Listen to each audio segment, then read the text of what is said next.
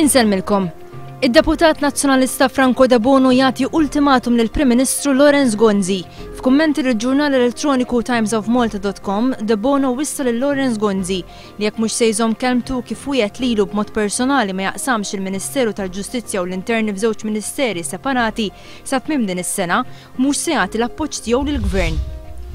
George Moses ta' 35 sena mill-Liberja ma ngħatax il-libertà provviżorja mill-qorti wara li kien mixli bit-traffikar ta' kokaina.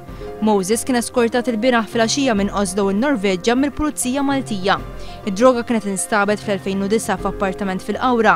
Sabiex inġib Malta, Moses ingħata lill-Pulizija Maltija lill-awtoritajiet Norveġiżi. Il-President Emeritus Edi Fenekadami mistenni joħroġ mill-isptar illum. Dalgħodu sar intervent fuq Edi Fenekadami biex tpoġġilu pacemaker li jikkontrolla t-taħbit tal-qalb. Dan wara l-bieraħ Fenekadami li għandu 77 sena iddaħħal l-isptar Mater Dei meta taħħas ħażin. L-awtoritajiet Franċiżi mistennija jiddeċiedu dwar jekk waqfux implants li jintużaw għat tkabbir tas-sider u li fihom silikon li ma jirriflettix dak mitlub fil-qasam mediku. Dawn it-tip ta' implants immanifatturati minn kumpanija Franċiża għandhom 10% ċans li jinqasmu. F'intervista ma' One News, il-kirurgu Ray De Bono jgħid li fil-passat f'Malta setgħu intużaw implants minn dawn u għalkemm hemm xlokk għall-allarm, in-nisa li jagħmlu l-operazzjoni għandhom jiċċekkjaw mat-tobba tagħhom. 63% tal-Maltin u l-Awċin jemmnu li l-għar għadu ġej għal dak li għandu x'jaqsam mal-prospetti għall-impjeg tagħhom.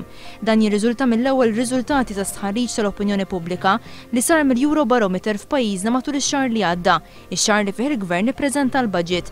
60% tal-Maltin u l-Awċin jikkonsidraw is-sitwazzjoni ekonomika f'Malta bħala waħda għal kollox ħażina. Xon Zammita 19 sena minn Birkirkara nżamm taħt arrest preventiv wara li llum tressa l-qorti mixli b'19 il-lat takkuża brabta ma' inċidenti serji li seħħew nhar it-tlieta fil-Gżira. Il-Pulizija waqfu lil Xon Zammita 19 sena wara li kellhom suspett li ma kellux liċenzja tas-sewqan. Iż-żagħżugħ ħarab b'veloċità eċċessiva u saq għal triq li iżda kienet imblukkata bikrejn. F'dik li tkun meqjusa bħala l-aħħar intervista tiegħu Abdel Bazet Al-Megrahi mal-ġurnal The London Times jiddikjara li huwa innoċenti. Al-Megrahi li nstab ħati bit-traċedja ta' Lockerbie ħalef li qatt ma xtara ħwejjeġ mill-ħanut ta' Tony Gauci f'Taslima. Ix-xhieda ta' Gauci kienet kruċjali biex Megrahi nstab ħati bil-qtil ta' persuni fl-esplużjoni ta' Lockerbie. Aħna nerġgħu nkunu magħkom fis-7:30 tal-lejla.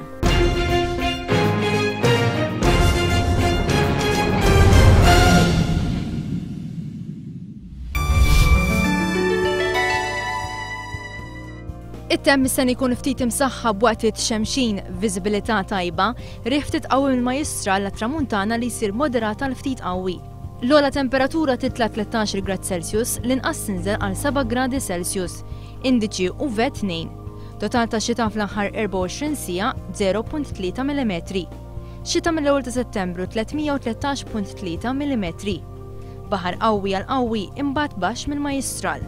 Temperatura tal-baħar 18 grad Celsius.